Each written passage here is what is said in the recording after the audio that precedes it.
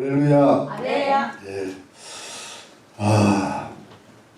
날씨가 이번 겨울이 조금 추운 듯한 느낌이 듭니다. 여러분, 이제 이 요한계시록이 이제 6장부터 오늘 본문이 들어있는 6장부터가 요한계시록의 본론의 시작입니다. 본론의 시작인데, 그래서 이제 이 6장에 어린 양 대신 예수님께서 유일한 자격을 얻으셔가지고 이 7인을 떼시는 거예요. 첫째 인도 떼시고 둘째 인도 떼시고, 그래서 이제 요한계시록 6장은 6번째 인까지 뗍니다.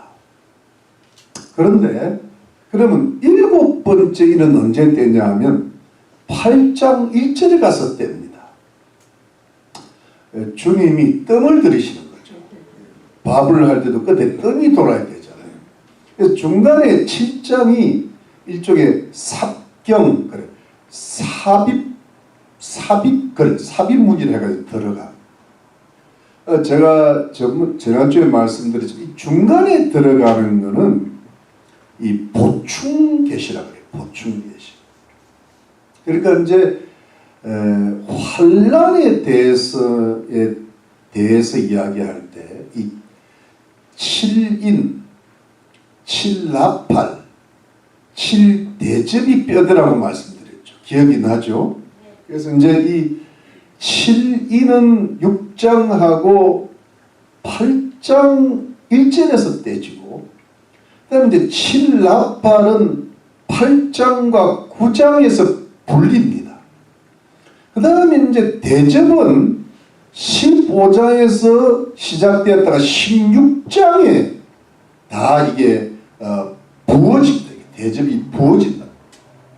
중간에 그러면 7장이라든가 10장, 11장, 12장, 13장, 14장 뒤에 17장, 18장은 뭐냐 하니까 이게 뭐냐, 보충이 보충, 사례야, 사례. 그래서 앞에 부분을 좀 구체적으로 설명하기도 하고 뒤에 부분을 예고하기도 하고 이러면서 이제 이렇게 만들어져 나갑니다.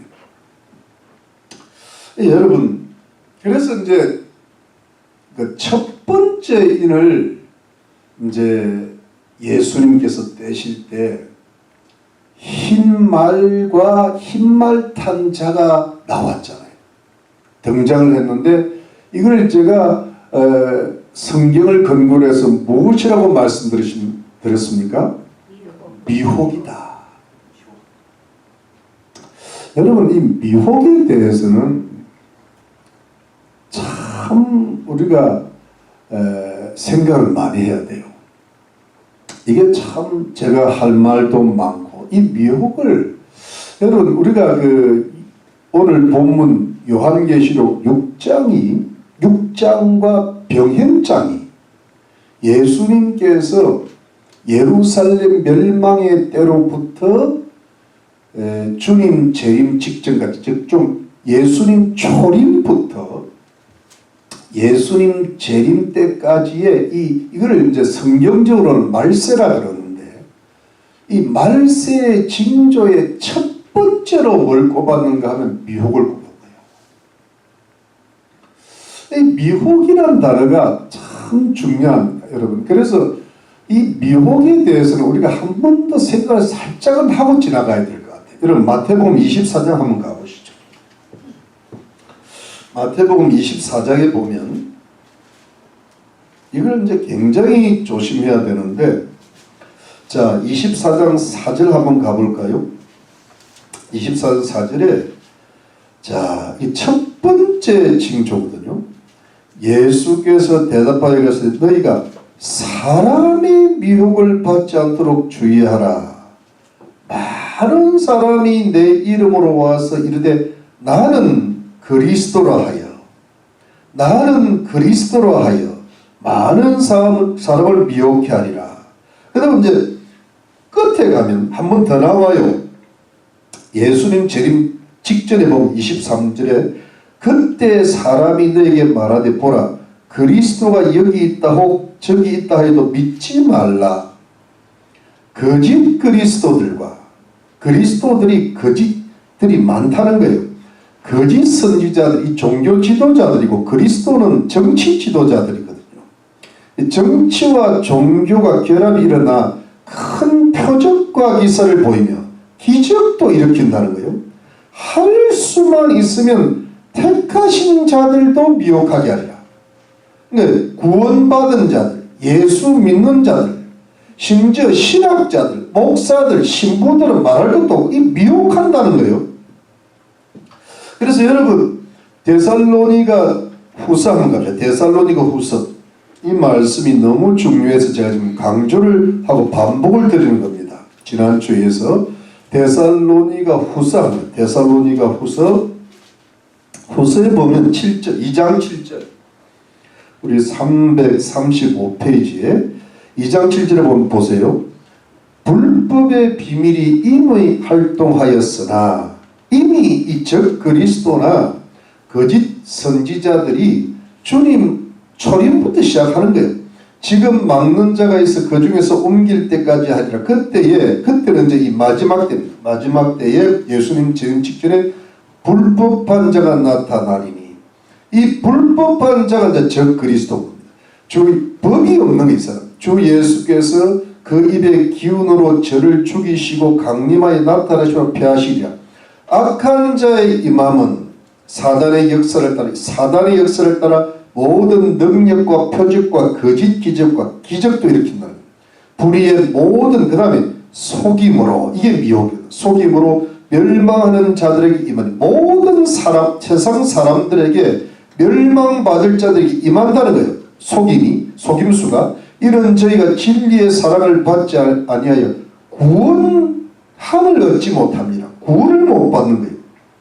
이러므로 하나님이 미혹을 저희 가운데 역사하게 하사 거짓것을 믿게 하시는 거짓을 믿게 된다는 거예요. 진리를 믿지 않고 불의를 쫓아 하는 모든 자로 심판을 받게 하려 하십니다. 구원을 받지 못하게 된다는 그런 뜻이죠. 그러면 여러분 이렇게 됩니다. 이 흰말과 이 흰말 탄자의 미혹, 유혹, 이 속임수가 그 말세 징조 첫 번째고 마지막 때 적 그리스도나 거짓 예언자를 통해서 이런 게 역사한다는 거예요. 심지어 기적을 베푸는 데까지. 여러분 이게 뭐냐 하니까 근데 지금까지도 그랬고 또 앞으로도 더 심해지고 적 그리스도가 나타나면 더 심해지지 않겠어요? 이게 뭐냐 하니까 정치 지도자들은 정치를 가지고 속인다는 거예요. 다음에 종교 지도자들은 종교를 가지고 속인다는 거예요. 근데 거기에 그러면서 결국은 뭐냐 하니까 여러분 왜 정치를 가지고 속이고 종교를 가지고 속이는 게 나쁘냐 하면은 결국은 예수를 못 믿게 하자는 게 목적이 있는 거야. 사단의 역사가 그건 거예요. 사단은 왜 지금 이 세상에 미국도 어지럽히고 지금 한국은 광풍이 불고 있다. 미친 바람이 불고 있는 이유가 뭐냐면 그 뒤에는 뭐가 있다? 사단이 있다. 사단이 이재명이 같은 인간을 완전히 사로잡아 버린대. 그 이재명이가 새치혀로 뱀 같은 혀로 선동질을 하니까 사람들이 다 넘어가 버리는 거예요. 근데 그 넘어갈 때 그럼 나라가 망하잖아요. 근데 나라가 망하는 것이 목적이 아니야. 사단은 나라가 망해도 예수를 믿을 수 있으면 믿는데 이게 뭐냐 하니까 나라 망하면 자유민주주의가 망하면 교회가 망하게 돼 있어요. 교회가 망하면 구원받지 못하는 일이 생긴다는 거예요. 심지어 믿는 자라도 미혹을 하는 거예요. 그러니까 이게 전부 그 뒤에는 뭐가 있어요? 사단이 이 짓거리를 벌이고 있는 거예요. 그래서 여러분 고린도 후서 4장 4절에 보면은 사단의 미혹이 있어가지고 이 세상 신 마귀 때문에 이 세상 사람들이 그 미혹에 들어있단 말이에요. 그러니까 이 사람들은 뭐냐 하니까 사단이 시작이고 정치 지도자들이나 거짓 종교 지도자들을 통하여 미혹을 받아가지고 결국은 뭐예요? 구원 못 받는 거예요. 심지어 택하신 자들도 뭐예요? 구원 못. 지금 신학자들이고 뭐 목사들이고 뭐 신부들은 말을 구원 못 받을 자들이 지금 한둘이 아니야. 그게 마지막 때 가면 갈수록 그렇단 말이에요. 여러분 한번 생각을 해보세요. 예를 들어 지금부터 한 세대 전만 하더라도요. 목사가 구원받지 못한다는 생각을 못할 때예요. 그때는 타락이 안 됐거든. 미혹이 적었거든. 근데 지금은 뭐예요? 그래 구원 못 받을 사람들이 부지기수가 안 돼. 뭐 일반 성도들은 말할 것도 없고. 여러분 그러니까 이게 지금 그런 형편에 들어가 있는 거예요. 지금 보니까. 여러분 이게 이제 이 미혹이라는 게 사단으로부터 시작하는데 여러분 사단이라는 게 창세기 그 3장부터 미혹이 시작됐잖아요. 하와를 유혹하고 하와는 또 아담을 유혹해가지고 거기에 넘어가가지고 죄인이 돼가지고 사망이 오고 지옥이 오잖아요. 이 세상의 죄악이 환영하게 됐단 말이에요. 지금 이제 이 시대는 근데 또 사단이 어떻게 하는가 하면은 예를 들어 이제 거짓 이데올로기의 가장 대표적인 게 뭐예요? 마르크스주의잖아요. 마르크스주의의 사이비가 김일성 주체 사상이잖아요. 그건 정통도 아니는 사이비야. 마르크스주의자 입장에서는 저는 이단이라고. 우리 입장에서는 여호와의 정인이 그렇듯이. 근데 하여튼 뭐 대충 가는 거예요.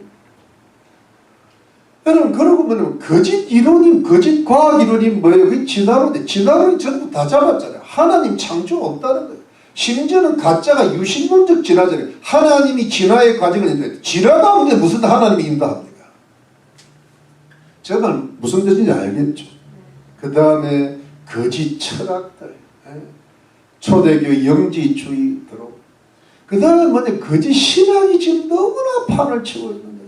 자유주의 신학, 다원주의 신학, 무슨 퀴어 신학 해가지고 막 들어가요.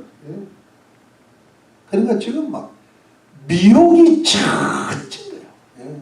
근데 그 미혹을 가장 잘 받는 대표적인 민족이 누구냐? 배달의 민족이야.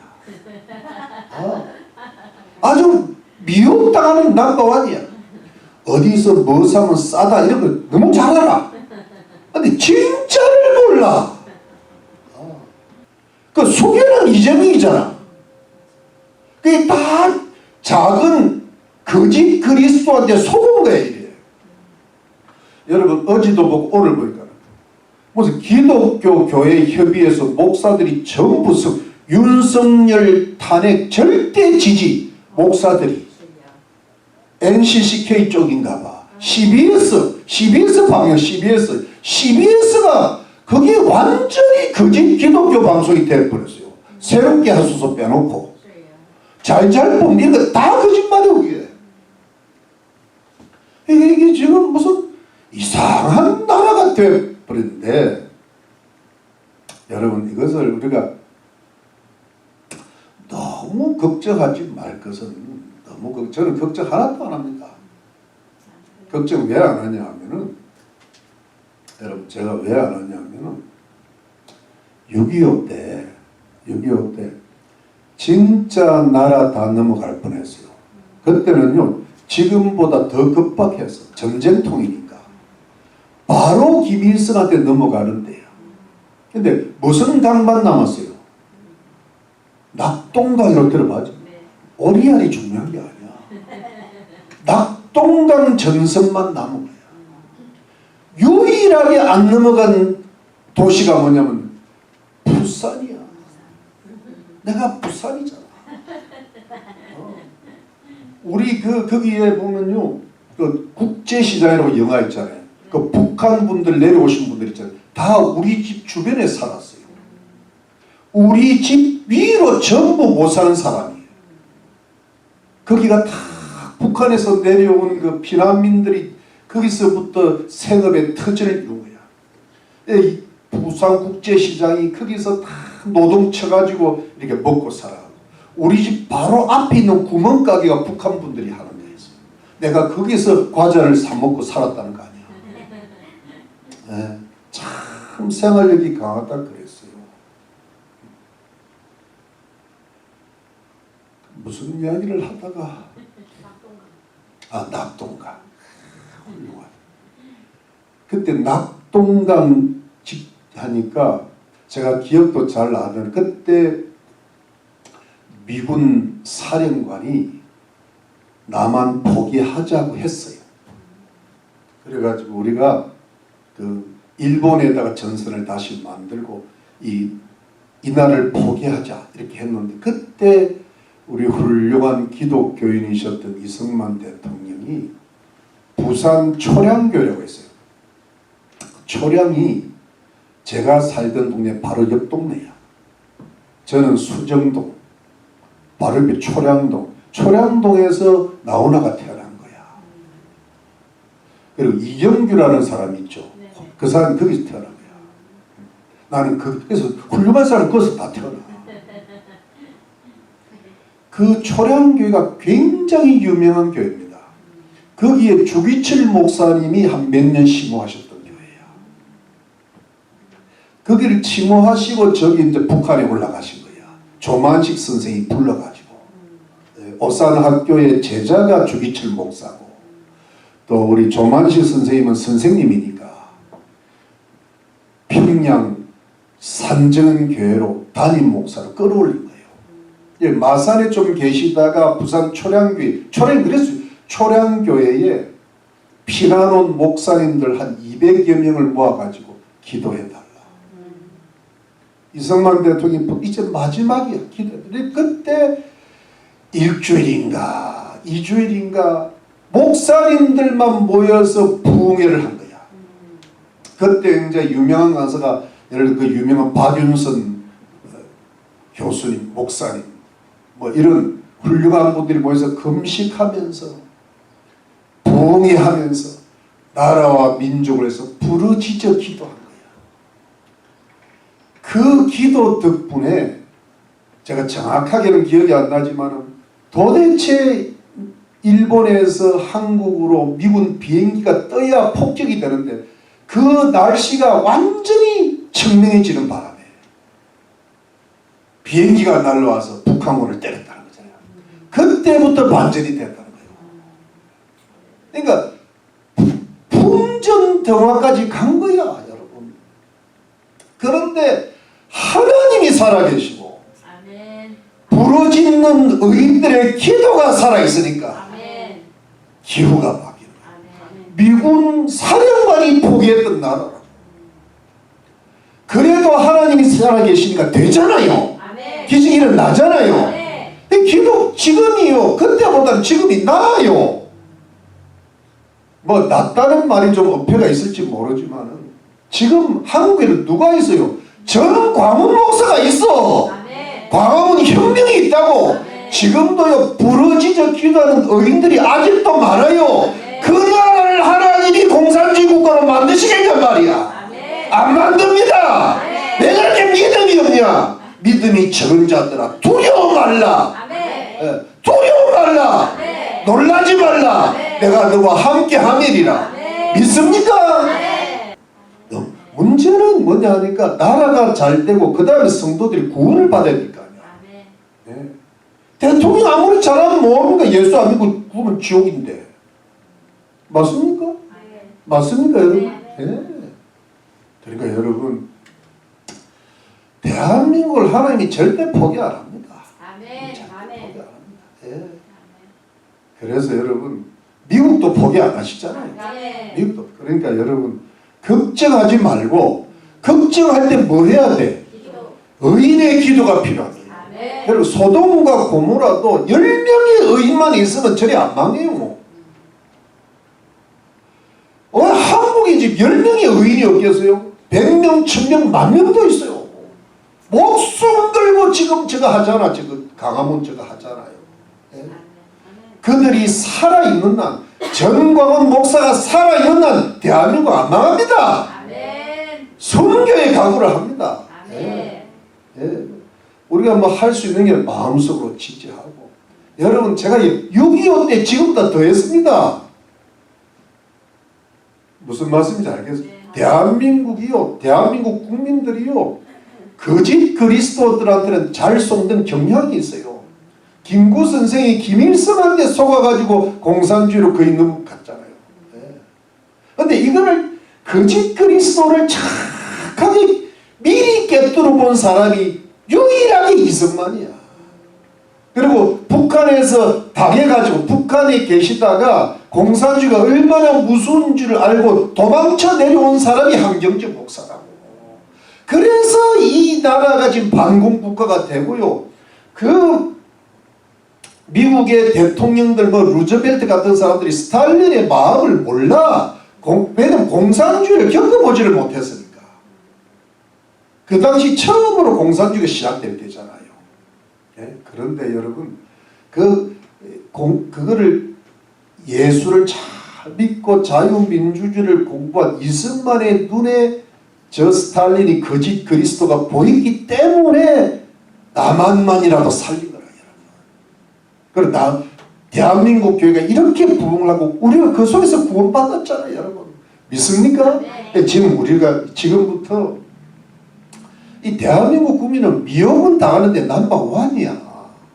그러니까 어차피 미혹 당하는 백성들이야. 목사들도 지금 미혹 당하는데 신부들은 말할 것도 없고, 뭐 그냥 뭐 듣기도 귀찮잖아요, 여러분. 그렇죠? 보기도 괴롭잖아요. 그게 우리 한국 사람들의 특징이에요. 그렇지만 하나님이 한국 사람을 좋은 지도자를 만나게 해가지고 결국은 돌이키신 거예요. 그래서 구원받게 하신다. 믿으십니까, 여러분? 그 속에서 우리 가족들, 이웃들 구원받는 거예요. 믿습니까? 그래서 여러분, 이제 첫째인이 끝났어요. 오늘 본문도 못 들어가겠네요. 근데 여러분, 근데 이게 그렇게 중요합니다. 이해되시죠? 우리 자신도 미혹받으면 안 돼요. 네, 정신을 바짝 차려야 돼요. 근데 두 번째를 떼시는데요. 붉은 말과 탕자가 나온 거야. 근데 이 붉은 말은 뭐냐니까 전쟁한다 그랬죠. 전쟁을 상징하는데 여러분, 이것이 이렇게 됩니다. 한인이 따로 떨어져 있는 것 같으면서도 붙어 있습니다. 여러분 보세요. 두루마리라는 책이 이렇게 있는데 이미 첫째, 둘째, 셋째, 넷째, 다섯, 일곱 개 이게 뭐랄까 밀랍이라든가 지력 같은 악교라 왁스로 붙여놨죠. 그러면 위에 뗄 때 그 밑에 떼면 이게 연결되어 있단 말이에요. 그러니까 따로 떨어져 있으면서도 연결되는 게 있거든. 그럼 보세요. 미혹과 전쟁은 다른 것도 같지만 붙어 있습니다. 왜냐하면 미혹이 일어나야 전쟁이 오거든요. 왜냐하면 보세요. 거짓 그리스도들이, 거짓 정치 지도자들이 백성을 미혹시켜야 전쟁을 일으킬 수 있어요. 그러니까 예를 들어 여러분, 히틀러가 독일 국민들을 완전히 속여버린 거야. 그래가지고 2차 세계대전을 일으킨 거예요. 김일성이가 김성주가 김일성이 돼가지고 북한 백성들을 속여서 6.25 전쟁을 일으킨 거예요. 심지어 모택동은 중국 안에서 5,000명을 죽였잖아요. 5천만 명을 죽였잖아요. 뭐냐 하면은 문화혁명 안에 내전을 통해서 죽인 거예요. 그러니까 뭐냐면 항상 어떤 혁명을 하거나 전쟁을 할 때 백성들을 속여야 돼요. 그래서 뭐냐 하니까 살육이 일어나게 만드는 거예요. 그래가지고 여러분 전쟁들이 막 일어나는데 이제 여러분 이게 이제 인류의 역사는 전쟁의 역사라고 하는데 수많은 지도자들의 미혹에 영웅들의 대통령들의 미혹에 의해서 전쟁이 일어나면서 사람들이 많이 죽어나는 거예요. 근데 지금도 전쟁이 있잖아요. 우크라이나 전쟁이 있고 지금 뭐 이스라엘 전쟁, 또 앞으로 전쟁의 소문이 들린다. 그런데 여러분 전쟁으로 보면 제가 미리 조금씩 말씀드릴게요. 이 난리가 난다는데 요한계시록 9장에 보면 그때가 일곱 나팔이 불러질 때 여섯째 나팔에 유브라데라는 강 이름이 나오면서 큰 전쟁이 일어나요. 그때 3분의 1이 죽어요. 그런데 요한계시록에 그 후 3년발이 16장이 나오는데 16장에 여섯 번째 대접이 부어질 때 그때는 유프라테스 강이 망하면서 그때 아마겟돈 전쟁이 일어납니다. 그러니까 여러분 유브라데 강이 이게 중요한데 유브라데 강이 아직 마르지 않을 때는 일곱 나팔이 불어질 때가 전 3년발이 여섯 번째 나팔. 그리고 뒤에 유브라데 강이 마르고 아마겟돈이라는 말이 나오면 그게 요한계시록 16장에 여섯 번째 대접이 부어집니다. 그리고 마지막 주님 오실 때가 요한계시록 19장에 그때 아마겟돈 전쟁의 결말이 거기서 납니다. 그러니까 여러분 이게 점점 그때는 사람들이 3분의 1도 죽고 어마어마하게 죽는데 여러분 전쟁이 점점 더 심화되어 간다는 거예요. 앞으로도 지금 전쟁 소문이 들어죠. 지금 핵무기라든가 이런 가공할 무기가 방사 무슨 화학 무기가 이렇게 점점 발전할 때 이게 앞으로 전쟁이 더 심해지면서 세계 3차 대전이 일어날 가능성이 있다. 근데 이 세계 3차 대전이 요한계시록 9장에 나오는 유브라데스 전쟁일 수도 있고 그 전 전쟁일 수도 있어요. 여러분 제가 지금 무슨 말 하고 문제는 전쟁이 계속 발전하면서 사람들이 많이 더 죽게 된다. 그러니까 여러분 왜 이 미혹이 전쟁을 가져오는가 하면 만일에 이번에 트럼프 대통령이 그런 말을 했잖아요. 자기가 대통령이 되었으면 우크라이나 전쟁 안 일어난다 그랬잖아요. 지도자가 그렇게 중요한 거예요. 지도자가 딱 서면 전쟁이 안 일어나는데 지도자가 헷갈리게 되면 전쟁이 일어나는 거예요. 그래서 여러분 푸틴이라는 사람도 러시아 사람들 미혹시켜서 전쟁을 일으키는 거예요. 하여튼 그래가지고 전쟁이 점점 일어나서 앞으로 전쟁이 더 심화될 거다. 이제 이렇게 되는 거예요. 이해가 되시죠? 자, 그 다음에 오늘 본문 들어갑니다. 자, 그 다음에 본문 오늘 들어갑니다. 셋째 인을 됩니다. 자, 셋째 인을 한번 보겠습니다. 여러분 6장 갑니다. 6장에 자 5절 말씀 셋째 인을 떼실 때 내가 들으니 셋째 생물이 말하되 오라 하기로 내가 보니 검은 말이 나오는데 그 탄자가 손에 저울을 가졌더라. 이 셋째 이제 예수님이 셋째 인을 떼시는데요. 셋째 생물은 아마도 그 얼굴이 사람 같은 그런 생물일 텐데 오라 하니까 검은 말이 나오는데 그 탄자가 손에 저울을 가졌더라. 여러분 이 검은색은 슬픔과 기근을 가리킵니다. 근데 저울을 가졌다는 게 무슨 뜻이겠어요? 저울은요 이 곡물을 무게를 재는 그 기계인데 이게 이제 평상시 때 곡물의 무게를 재기도 하고 또 미혹 전쟁하고 연결시켜 보면 전쟁 때 보면요 전쟁이 일어나면 먹을 게 부족해지고 물자가 부족하니까 배급을 주기 위해서 저울에 다는 그런 것도 가리키기도 합니다.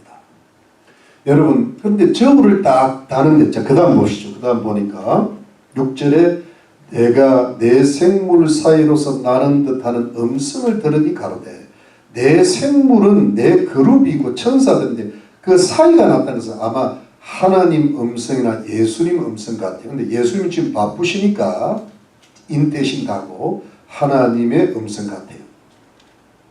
한 데나리온의 밀 한 대요, 한 데나리온의 보리 섞들어다. 또 감람류와 포도주는 해치 말라 하더라.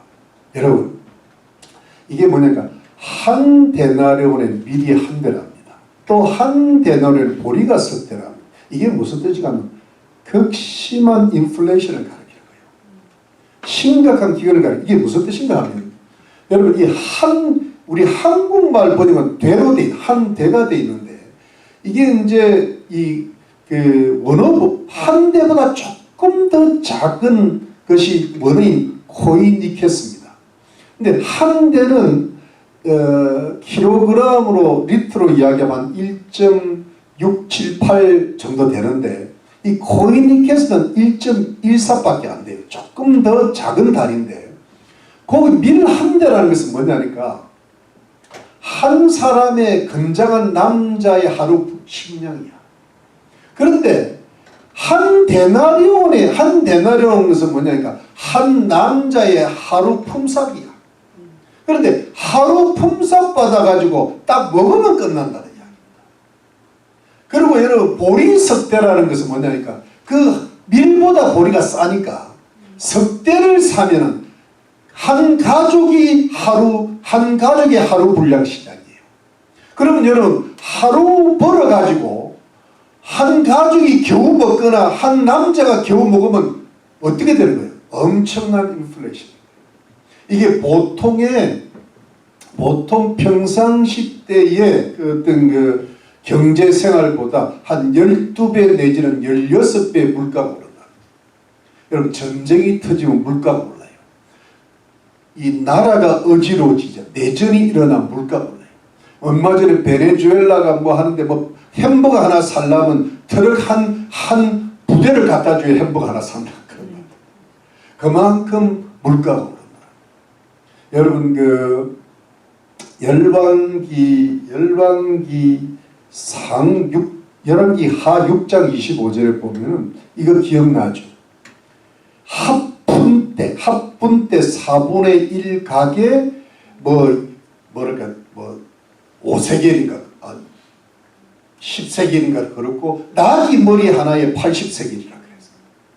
그게 뭐냐 하니까 나귀 머리 하나, 돼지 머리에 나귀 머리 하나 사는데 1년치 봉급이 들고, 합분 때라는 것은 비둘기 똥을 가리키는 똥말, 그거 4분의 1이면 한 1리터도 안 돼요. 한 반 리터 정도 되는데, 그게 뭐냐면 20일치의 노동치답니다. 엄청난 인플레. 그러니까 그때 얼마나 사람들이 먹을 것은 부모가 자기 아기를 잡아먹었다는 거예요. 엘리사 선지자들.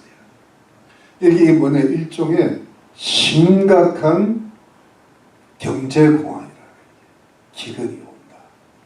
근데 여러분, 기근이 온다는 것은 지금도 이제 우리 이 미국이나 한국이나 이런 데서 잘 먹고 사는 데는 지장이 없지만 지금도 전 세계 인구의 한 4분의 1은 하루 식량이 부족하답니다. 또 특히 북한 같은 데는 뭐예요? 200만 명이 굶어 죽었다 그러잖아요. 그런데 이런 현상이 말세 징조의 기근에 들어있고, 앞으로 또 요즘 어떤 연가들이나 또는 그 경제 전문가들이 경제 공황이 온다는 말이 있잖아요. 그럼 물가가 급속도로 상승할 겁니다. 근데 이것이 여러분 심해지면 요한계시록 13장에 666의 표를 받아 매매를 못한다는 말은 무슨 뜻입니까? 디지털 화폐 같은 게 많이 하면 뭐냐니까 이 식량을 사기도 힘들어진다, 이런 뜻입니다. 이제 앞으로 그런 일들이 점점 일어날 가능성이 있다.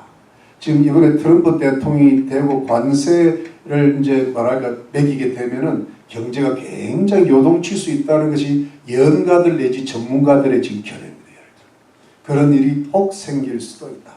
그래서 집에서 비상식량을 좀 준비하고 현금을 좀 준비하는 게 낫다. 제가 말씀드렸죠. 이게 앞으로 이 말세의 징조이기 때문에 생각을 좀 해놓을 필요가 있습니다. 근데 이때 뭐냐면 감람류와 포도주는 해치 말라 했을 때 이게 뭐냐면 우리 그 마태복음 24장에 보면은 재난의 시작이다, 진통의 시작이라 그럴 때 이게 뭐냐니까 우리가 굉장한 인플레이션을 겪어도 먹을 수는 있다는 거예요. 근데 감람류와 포도주는 1차 식물은 아니고 2차 식물입니다. 포도주와 기름은. 근데 그거는 해치는 그것은 크게 문제가 안 되는데 1차 식량이 굉장히 어렵다는 거예요. 이것은 뭐냐니까 기글은 어제 주님 오시기 직전까지는 한계가 있을 거예요. 왜냐면 사람들이 먹고 살아야 되니까. 그 정도만 생각합니다. 그래서 이제 분명히 기근이 오고 경제의 공황이 올 거다. 그 다음에 7절 말씀 가겠습니다. 넷째 인을 떼실 때에 예수님께서 넷째 인을 떼시는데 넷째 생물의 음성을 아마 날아가는 독수리 같아요. 같은 독수리같이 생긴 그룹인데 가로되 오라 하기로 내가 보면 청황색 말이 나오는데 그 탄자의 이름은 사망이니 음부가 그 뒤를 따르더라. 여러분 청황색 말이 나오는데 이름이 사망이랍니다. 여러분 청황색 말은요 어떤 색깔인가 하면 푸른데 노란색이 들어간 거예요. 그러니까 누르스름한 초록색이나 누르스름한 청색인 거예요.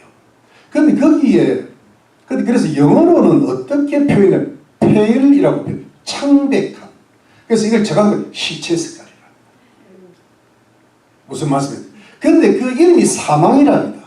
근데 사망 뒤에 뭐가 음부가 따른 거예요. 이때 사망은 영어로는 death라고 표현되어 있고 그 다음에 음부는 하데스가 뭐예요? 지옥이에요. 그러니까 이렇게 사망이 오면 그 사람들이 다 어디로 들어가는 거예요? 지옥으로 들어가더라고요. 그러니까 이 어떤 그 사망, 근데 이때 그러면 아니 칼로 전쟁으로도 죽고 하는데 이때 사망은 무슨 좀 더 이렇게 특별히 이걸 뭘 가리킬까 할 때 여러분 이 사망이라는 단어는요 헬라 원어로는 다나토스라고 그러는데 이 다나토스라는 뜻이 사망이라는 뜻도 있지만 역병이라는 뜻이 있어요. 온역이라는 뜻이 있는데 이 다나토스를 히브리어 테베르를 번역할 때 이 테베르가 이게 전염병이거든. 번역할 때 뭐냐 하니까 다나토스라고 번역한 거예요. 그래서 NIV에 보면 앞에 사망은 데스라고 표현되어 있고 뒤에 여기 보니까 여기 보면 저희가 땅 4분의 1의 권세를 얻어 금과 흉년과 사망과 땅의 짐승으로 주여. 이때 사망은요 데스라는 표현을 안 하고 플래그라는 표현으로 바꿔놨어요. 플래그가 약간 역병의 뜻이 재앙 역병의 뜻이에요. 그러니까 여러분 이게 뭐냐 하니까 이 역병 전염병이 뭐냐 하니까 마태복음 24장에는 안 나오는데 병행장인 누가복음 21장에는 이게 역병이 나옵니다. 전염병이. 그러니까 여러분 이 역병이라는 말이 그러니까 여러분 우리가 이번에 이 지구상에는 여러 가지로 역병이 지금까지 왔는데 요 근래에 우리가 경험한 게 뭐예요? 코로나가 있었잖아요. 코로나를 통해서 어떤 종말의 징조를 조금 느끼는 듯. 요즘도 그런 일이 앞으로 더 큰 게 올 수 있다. 앞으로 더 큰 게 올 수 있다. 코로나 정도가 코로나보다 몇십 배가 될 수 있는 강한 게 올 수 있다. 이런 이야기가 들리잖아요.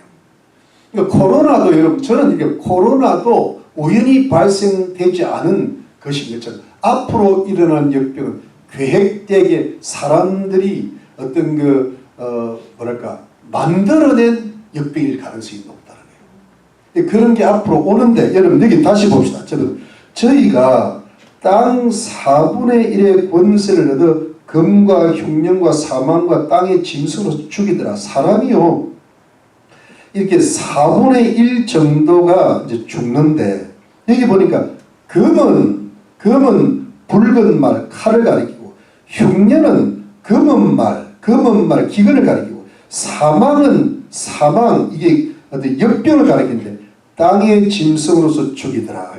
여러분 땅의 짐승이 뭘까? 여러분 그 성경에 보면요, 성경에 보면 구약에 항상 이 네 가지가 같이 나옵니다. 이 땅에 재앙이 올 때, 재앙이 구약에 지금 오늘 찾지 않게 보니까 항상 전쟁, 칼, 그 다음에 기근, 흉년, 그 다음에 역병. 이게 왜냐면 기근이 닥치면 역병이 와요. 역병, 근데 이게 사람이 죽잖아요. 그러면 이 땅의 짐승들이라는 것은 보통 어떻게 되는가 하면, 요즘은 좀 이게 현대화된 그 어떤 국가이기 때문에 좀 그렇게 좀 실감이 안 날지 모르지만, 옛날 전쟁 사람 죽잖아요. 그러면 뭐예요? 공중에 새가 날아들어요.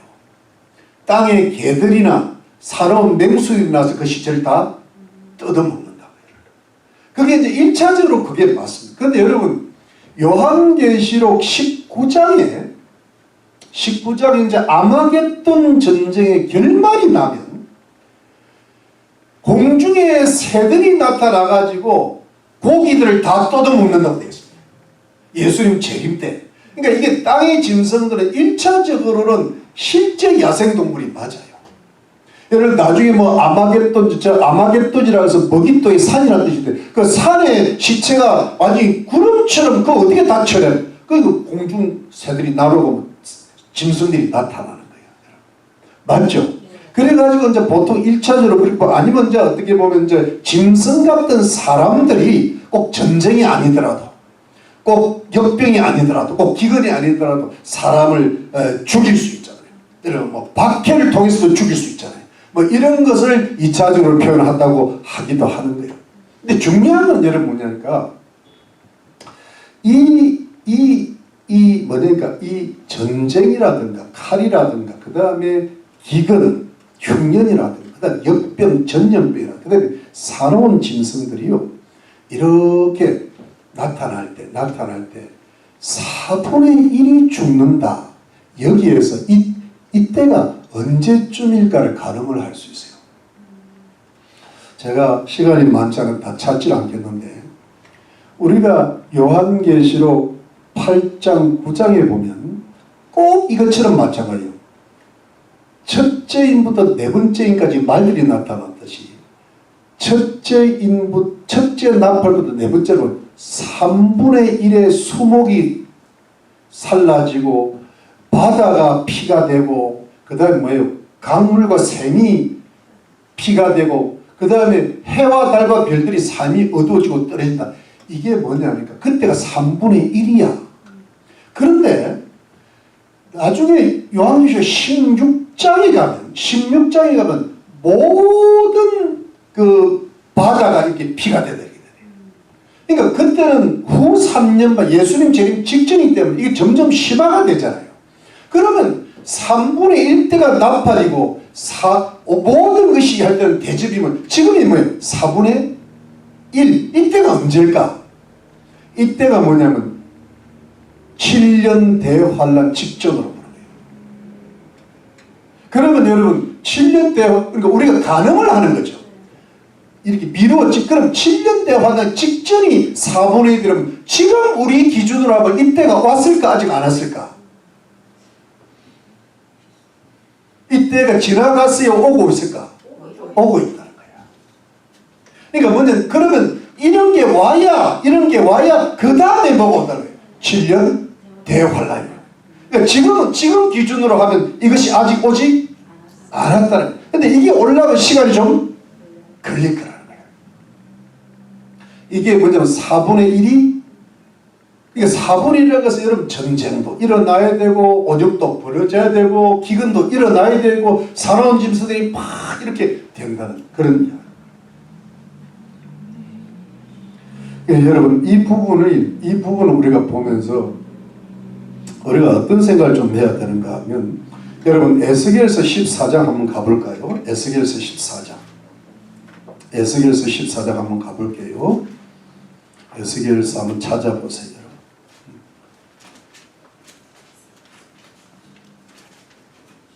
에스겔서 14장 21절 갑니다. 21절. 에스겔서가 여기 보면 14, 21절에 보면 자 제가 한번 읽어볼게요. 1168페이지입니다. 주 여호와께서 가라사대 내가 나의 네 가지 중한 불곧 칼과 그 다음에요 기근과 그 다음에 사로운 짐승과 온역을 예루살렘에 함께 내려 사람과 짐승을 그 중에서 끊으리니 그 해가 더욱 심하지 않겠느냐. 그러니까 예루살렘이 멸망할 때나 주님 재림 전에 인류가 멸망할 때나 분위기는 똑같다. 그런데 22절에 그러나 그 가운데 면하는 자가 남아있어. 이걸 피할 수 있다는 거예요. 끌려 나오리니 곧 자녀들이라. 그들이 너에게로 나오리니 너희가 그 행동과 소리를 보면 내가 예루살렘에 내린 재앙 곧 그 내린 모든 일에 대하여 너희가 위로를 받을 것이라. 여기서 살아남은 자들이 있다는 거예요. 23절에 너희가 그 행동과 소리를 볼 때 그들을 인하여 위로를 받고 그 행동과 소리가 위로를 받을 만한 행동과 소리인데 내가 예루살렘에서 행한 모든 일이 무고히 한 것이 아닌 줄 알리라. 나 주 여호와의 말이니라. 여러분 이 에스겔 선지자는 그 당시에 예루살렘 멸망을 예고하면서 이런 재앙들을 이야기했는데 그러면서 종말의 시대까지 예언한 사람이 에스겔이거든요. 근데 그 속에서 그런 무서운 재앙들이 있는데도 그들의 행동과 소리 때문에 남은 자가 있고 위로를 받을 자가 분명히 있다는 거예요. 반드시 피할 자가 있다는 거예요. 그러면 여러분 지금 우리가 이 시점에서 지금 여러분 한번 가만히 보세요. 우리가요 지금 나라도 걱정해야 되고 대통령도 걱정해야 되고 하지만 우리는 누구 걱정을 해도 내 걱정을 해야 돼. 내가 내 걱정 제대로 하면 나라도 살고 대통령도 살아요. 그런데 나는 내 걱정도 안 하고 대통령 잘 되기를 바라고 나라 잘 되기를 바라면요 나는 잘못하면 잘못될 수 있어. 내가 잘 돼야 돼. 그 행동과 소위가 올바른 목사, 그 행동과 소위가 올바른 성도들이 있어야 그들이 먼저 위로를 받고 그들이 받은 위로를 다른 사람에게 전할 수 있는 위로가 되는 거예요. 여러분 믿으십니까? 네. 이게 중요한 거예요. 여러분 왜 그러냐? 지금 이런 노아의 때라는 게 뭐냐 하니까 여러분 노아라는 사람의 그 뜻이 안위, 위로라는 뜻이 들어있거든. 근데 노아가 어떻게 살았어요? 이 마지막 때에 철저히 의인으로 사는 거야. 의인으로 사니까 근데 여러분 노아의 때 어떤 때였는가 하면 인류의 죄악이 너무 과중해가지고 하나님께서 홍수로 심판하지 안 되면 안 되는 때가 된 거예요. 여러분 자 보십시오. 오늘은 아마 여기서 맞춰야 될 것 같아요. 보세요. 사람의 미혹, 자, 그 다음에 전쟁, 그 다음에 기근, 그 다음에 역병이 왜 옵니까? 이게 재앙들이잖아요. 이 하나님 심판이 왜 옵니까? 죄 때문에 오는 거예요, 여러분. 인류의 죄 때문에 오는 거라고. 근데 그 죄 때문에, 근데 이 죄가 점점 심해지니까 노아의 때가 오잖아요. 노아의 때 하나님 홍수로 다 심판을 하잖아요. 지금 여러분 왜 이렇게 대한민국이 이렇게 광풍이 불고 미국이라는 나라가 이 청교도가 세운 나라가 이렇게 이번에 트럼프 대통령 때문에 겨우 힘든 무게를 넘겨나면 다른 이유가 아니에요. 지도자들과 백성들과 뭐 재판관들과 무슨 왕족들과 상인들이 전부 뭐예요? 타락을 했기 때문에 그래요. 타락을. 죄 때문에 재앙이 오고 하나님이 심판하신 거예요, 여러분. 제 말씀 믿습니까? 근데 그 속에서 살아남는 자, 위로를 받을 자, 자기 노아뿐 아니라 노아의 부인과 그 자녀들 며느리까지 구원할 자가 노아 같은 자, 위로자, 위로받을 자, 위로를 줄 자가 필요한데 이들은 어떤 자냔 말이에요. 이들은 어떤 자? 여러분 오늘 에스겔서 14장에 이 재앙들에 대해서 이야기했지만 잘 들어보십시오. 레위기서 26장, 그 다음 신명기 28장, 그 다음에 열왕기상 8장에 보면 이런 게 있습니다. 자 보세요. 레위기서 26장은 언제냐면 모세가 이스라엘 백성들을 이끌고 이제 탈출했을 때 너희들이 앞으로 가나안 땅에 갈 텐데 모세가 전한 율법을 지켜야 되는데 그걸 안 지키면 똑같이 뭐냐면 칼이 오고 전쟁 기근이 경제가 어려워지고 그 다음에 뭐예요 역병이 돌고 그 다음에 너희들이 포로로 잡혀간다 돼 있어요. 포로로. 그래서 어떤 사람들 어떤 학자들은요 포로로 잡혀가는 것을 땅의 짐승들한테 잡혀간다 이렇게 부르는 사람도 있어요. 근데 똑같이 신명기 28장은 뭐냐니까 모세가 죽기 직전에 이제 가나안 땅 다 줄 거 그리고 많은 사람들이 그 세대 사람들이 다 광야에서 죽었어. 근데 신명기 28장은 앞으로 가나안 땅에 들어갈 새 세대를 향해서 두 번째 이야기. 신명기 28장은 축복과 저주장이거든. 축복, 네가 하나님 말씀을 지키면 들어와도 복을 받고 나가도 복을 받는데 하나님 말씀을 지키지 않으면 들어와도 저주를 받고 나가도 저주를 받을 때 그때 그 저주의 내용에 이 네 가지가 딱 들어갑니다. 기근, 전쟁, 역병, 포로로 잡혀간다. 그런데 이런 똑같이 솔로몬 왕이 열왕기상 8장에 보면 솔로몬 성전을 지어놓고 하나님 앞에 두 손 들고 기도하기를 하나님 우리 이제 하나님 성전을 봉헌하고 하나님을 찬양하는데 우리 하나님 백성들이 말이지 전쟁이 일어나고 기근이 일어나고 하나님 말씀을 안 지켜서 역병이 일어나고 포로로 잡혀갈 때 그때라도 하나님 이 성전을 향하여 두 손 들고 기도하고 회개하고 주님 말씀으로 돌아오면 그 땅 끝에라도 돌아오게 해 주시옵소서. 이게 기도라.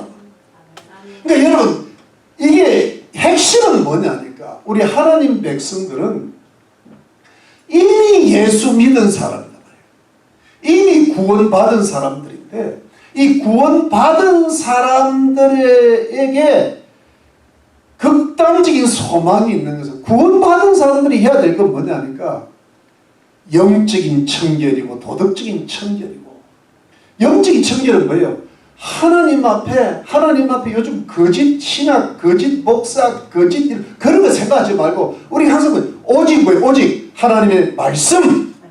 그러니까 여러분들이 어디다 떨어야 될까 하면 돈 좀 없어진 거 떨면 안 돼. 몸 좀 아픈 거 떨면 안 돼. 여러분 돈이고 몸이고 전부 하나님께 속한 거야. 정직을 하는 게 속한 거야. 하나님의 나라 의를 먼저 보내 이 모든 선에게 더하시리라 여러분. 믿습니다. 내일 일을 염려하지 말라. 그날의 괴로움은 그날의 족하니라. 여러분 우리는 하나님 말씀을 듣고 지키는 자가 복이 있다 그랬잖아요. 우리는 하나님 말씀 앞에 떠는 거예요. 두려워 말라 놀라지 말라. 근데 우리는 어디 앞에 우리를 두려워해야 돼요. 하나님 앞에 두려워해야 돼. 하나님 말씀 앞에 두려워해야 돼. 하나님을 두려워가 하나님 말씀에 두려워하는 자는 그 백성 그 교회 그 나라는 복이 있도다. 장래에 소망이 있는 거예요. 그거를 돌아가야 돼. 그리고 도덕적으로는 이웃과 이웃 사이에 어떤 깨끗한 인간관계 여러분 이런 게 만들어져야 되는 거예요. 그래서 여러분 그렇게 할 때에 거기에다가 소망을 둘 때에 여러분 모든 미혹이고 전쟁이고 기근이고 역병이고 이 모든 것을 피하게 하시고 위로를 주시고 위로를 전할 자가 되게 하실 분이 누구다? 하나님. 하나님 어떤 사람을 피하게 하시고 어떤 사람을 구원시키고 어떤 나라를 살리고 의인들이 있어야 돼요. 의인들. 그러니까 여러분들이 의인이 돼야 돼요. 내가 지금 안타까운 게요. 다른 거 지금 목사들도 막 넘어가는데 뭘 걱정을 그리 합니까? 하나도 걱정 안 해. 누구 걱정해야 돼? 나 걱정해야 돼. 나 걱정. 우리 가정 걱정해야 돼. 나만 정신 차리면 절대 안 넘어. 의인 10명만 있어도 안 넘어갑니다. 맞습니까? 전광훈 목사가 살아있는 한은 안 넘어갑니다. 근데 왜냐면 이걸 미리 준비 안 하면요. 제가 이거는 다음 주 트럼프 대통령도 앞으로 얼마 있으면 죽을 거예요. 한 32, 30. 전광훈 목사님도 죽어요. 우리도 죽어요. 그러면 우리는 그래도 믿음 생활을 하려고 우리 자녀들은 어떻게 돼요? 그때 3분의 1, 4분의 1이 그때 올 거예요. 4분의 1이. 나는 그래 봐요. 내 느낌은 4분의 1이 그때쯤 나다. 우리 자녀들이 우리 나이 정도 됐을 이겨낼 수 있겠어요? 우리 자녀들이 아주 늙어지면 3분의 1이 올 수 있고 모든 게 다 올 수 있어요. 근데 그들이 우리 신앙만 해요? 자신 있어요? 우리가 어떻게 돼요? 우리가 위로를 먼저 받고 위로 줄 자를 준비해야 돼요. 그래야 다음 세대 노아의 샘함 예배 세대가 예비가 돼요. 여러분 믿습니까? 그러니까 여러분 우리는요, 나는 걱정하지 마세요. 걱정하지 마. 문제는 누구 걱정? 내가 뭘 걱정해야 돼? 내가 하나님 말씀을 얼추리 지키지 못하는 그거 걱정해야 돼. 그러면 이것만 하면 회개해야 돼. 우리 가정에 기근이 있죠? 전 역병이 있죠? 또 뭐가 있어요? 칼이 있나요? 서로 죽이고 살려고 하나요? 이게 왜 왔어요? 우리가 하나님 말씀 제대로 못 지켰어요. 그런데 우리는 어떻게? 그 사람이 못 지켰다 그랬잖아요. 그 사람은요, 우리가 위로를 줘야 될 사람이야. 예수 믿는 사람한테 물으신다고요. 우리가 제대로 못 지켰어요. 우리가 하나님을 두려워, 우리가 하나님 말씀을 안 지켰어요. 우리가 정신 차려야 돼. 그러니까 지금 딴 거 정신 차려라. 우리가 뭐예요? 정신 차려. 우리가 제가 늘었죠. 우리의 온도가 어느 정도 돼야 된다 그랬어요. 90도 넘어가야 돼. 근데 우리 온도가 지금 몇 도예요? 50도 됩니까? 여러분들 보면 아직도 추워. 미지근해. 뜨끈뜨끈한 사람이 보고 싶은 거야. 그러면요, 다 살아요. 누구 걱정해야 돼요? 내가 걱정해야 돼요. 제 말 틀렸으면 오늘 밥 먹을 때 이야기하세요. 당신의 온도가 몇 도? 그러면 다 삽니다. 걱정하지 마십시오. 다 삽니다. 이게 지금 우리한테 달려있어. 우리한테. 믿으시면 아멘. 기도합시다. 기도하겠습니다.